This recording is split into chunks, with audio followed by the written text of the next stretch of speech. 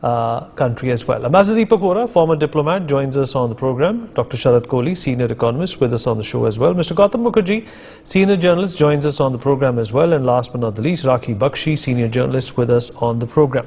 Dr. Kohli, I'll begin with you. I hope you can hear me. Yes, I can hear you. Well, UPI, when the thought of it was born, it was cultivated, there was a lot of apprehension about it. There were a lot of naysayers who said that India will never adopt or adapt to a technology which is going to put the common man's money and his security at risk. Well, that was then and this is now. How would you in fact analyze and categorize this ascent that India has made, not only for itself, but other countries are also looking in this direction now? First it was France and now it's Indonesia. Well, spot on, Vineet. As you rightly said, when UPI was coming, it was looking like a rocket science to the people who wanted to do the transactions. And today the tables have turned. How? Because today, if you said people will never be able to adapt, today people will never be able to adapt without UPI. So it's the tables have completely. There's been a 360-degree turn. 15 lakh crores a month. That is the kind of numbers we are looking at as far as the total volume of transactions is concerned, which is massive, which is huge. If you look at it, even in US dollar terms, it's a big amount. So I think that UPI, a big success in India. This success is being taken, the Indian fintech going global, I think is great news for NPCI and everybody who's connected with fintech technology. So I think for Prime Minister or for the Finance Minister, for any of the country official or a minister, to be propagating it is only a step in the right direction, because this is a technology which the world should adopt. And then a word about the rupiah, the Indonesia rupiah and the rupee. We just had the UAE rupee. We've been having the ruble and rupee. Now, in this context, I would like to mention a very important point. If we remember what happened in ruble-rupee trade, the Vostro accounts seemingly failed. Why? Because we were importing 40% of oil from Russia, and there was a lot of rupee which was getting accumulated in the Vostro accounts. So they said, what are we going to do with the rupee? So one answer was, because to help the NewsX viewers understand this better, a Vostro account is opened by country A's banks in country B and country B's banks in country A, so that your importers and exporters can deposit the local currency, can make the payment in local currency in those Vostro accounts. Now, for a Vostro account to be successful, this is very important. There has to be a trade balance. When we started with Russia, we were hardly importing any oil. But today, as we talk, we are importing about 40% oil from Russia because of the deep discount there was. And today, of course, the discount is not as deep as it used to be. So there was an imbalance. So when imbalance happens, Vostro accounts do not succeed. That's a very important point. So a committee was formed at the government level to see how rupee can be made a global currency. And I think the committee's recommendation says start rupee versus local currency trades as much as you can. How does this help? This is another very important point. Because if Russia says that we have piled up a lot of rupee, what do we do with that? If India is having arrangements with more and more countries, then this rupee automatically becomes global currency. If today Indonesia piles up a lot of rupee, it can go to Sri Lanka. Okay, we've got rupee, why don't you take it? Or UAE has excess rupees, it can go to Indonesia. So I think more and more countries getting added to the list. The problem of imbalance or failure of Vostro account gets solved, because the only other method to overcome this problem is to increase the exports, which is not in our hands. I mean, we can keep pushing for exports, but after all, there is only as much that the country needs, and we can only export as much. So, as far as Indonesia is concerned, we have a $39 billion of bilateral trade. Again, there is a $19 billion surplus as far as Indonesia is concerned. So, I think Indonesia will have to go to the countries where India has the other way around. So, accumulation of rupee in Vostro accounts is going to be solved once we have more and more arrangements with these countries. The more countries that get added to the list beneath, the problem of, or shall I say the problem of Vostro account not succeeding gets resolved automatically. So I think a very welcome step.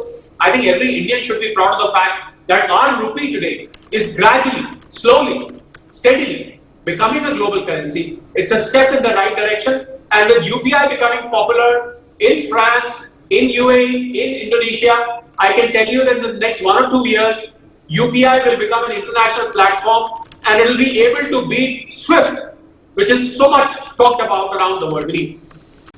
Right, and Dr. Sharad Kohli, the big question, or rather the comparison, would be, there are other companies throughout the world as well who have tried something similar, but it has failed to garner that kind of attraction, that popularity, that acceptability and embrace that UPI has had over the rest of the world. Even if you look at Apple Pay, it's still there in parts of the world, but nobody is using it. No, it's not that nobody is using. There are people who are using it, but then the quantum of people using is very, very limited. The advantage India has, Vineet, is vast population, 1.42 billion people, and multiple payment platforms. We've got wallets, we've got online banking, we've got debit cards, we've got credit cards. Look at the number of banks here. We've got, there are cooperative banks, then we have the private banks, then we have the nationalized banks. So I think the Indian financial sector overall is massive, it's huge. If you look at the villages, you go to the villages today, UPI is being used as much in the villages as much in the towns. It's so easy, all you need to do. So what these other payment wallets have done, they are linked it to UPI. I think that is what has provided the big boost to UPI, because UPI was basically meant to interbank payments. But so interbank payments would have meant, being connected online with your bank account. But what has happened is that the whole Jan Dhan, Aadhaar, mobile, I think those three magical words have, ended in creating a revolution around the country. So with these payment wallets today, you go and scan a Paytm or something, a QR code, and it takes you to your UPI. So initially when UPI started, people were hesitant because going on to having your own UPI ID, posting it was a pain. But when they got linked to the wallets, because wallet was something even a small coconut seller on the roadside, today we'll have a QR code. You scan the QR code, and earlier you used to store money in your wallet. Now through UPI, it is debited to your bank account. So I have a feeling that the use of debit cards and credit cards in the time to come, will probably disappear. You don't need ATMs, you don't need debit cards, you don't need credit cards. The UPI, just scan it and it goes out of the bank. So I think that is what has caused the revolution. So what happened is, in a scattered manner, there was a lot of fintech development, and all of a sudden, what UPI did was, it merged everything together, connected all those fintech innovations into one single module. I think that is what has provided big boost to the UPI. Whereas when we talk of other countries, Vineet, these facilities unfortunately are not there. You don't have multiple payment platforms. So there is a section of population using Apple Pay. There are a handful of people using Google Pay. So the limitation of the quantum is there. The limitation of innovation is there. I think in India somehow everything just, as I said, as they say, all the pieces of puzzles, they fell in the right place, and all of a sudden, the puzzle was solved, and it just took off like anything. It's a revolution. And the speed at which UPI is growing in India, Vineet, is amazing. If you're somebody's grandfather who's not familiar with a mobile phone, he asks his grandson, okay, tell me, grandson or granddaughter, how do you use this? He will just go and say, grandpa, you don't have to do anything, just press this button, and it will give you the options, you make the payment. So it used to be considered as rocket science when it was launched, but when it came down to the ground, it was as easy as picking up the food from your plate and putting it in your mouth. So I think it was so simple. Unfortunately, sometimes when we talk of the Western world, I don't mean to demean them in any way, but sometimes when you think you are too advanced, you are actually lagging behind.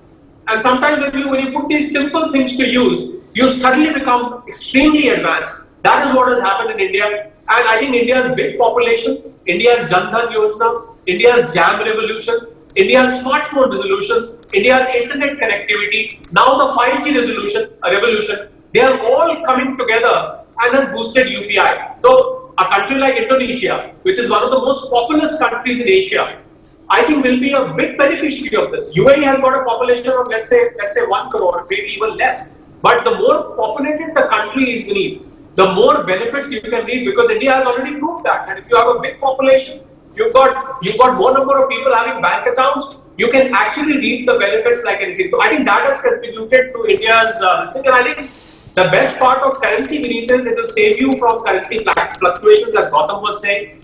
It will save your precious foreign exchange reserve. By the way, the foreign exchange reserves after this revolution, after all, I think Ambassador Vora would agree with me that dollar will no longer be a precious currency. For the information of our viewers, dollar is going to sink, it's going to disappear, and more of Indian rupee and other currencies becoming this bilateral currency trade becoming popular. Why would I need dollars? Today, 90% of transactions around the world are done in dollars. 60% of the reserves are in dollars. Around 60 to 80% of your borrowings are in dollars. I think dollars, America should be more worried, Vineet, than any other country, if you ask me, because its big and popular financial prowess in the form of US dollar is evaporating, and it will diminish faster than you can imagine. Vineet, over to you. All right, concluding thought. Absolutely right. Well, it is a technology which is not only changing the world, it's making India's leadership in this direction recognizable and appreciated throughout as well. Would like to thank all my guests for being a part of this conversation. For more such videos, subscribe.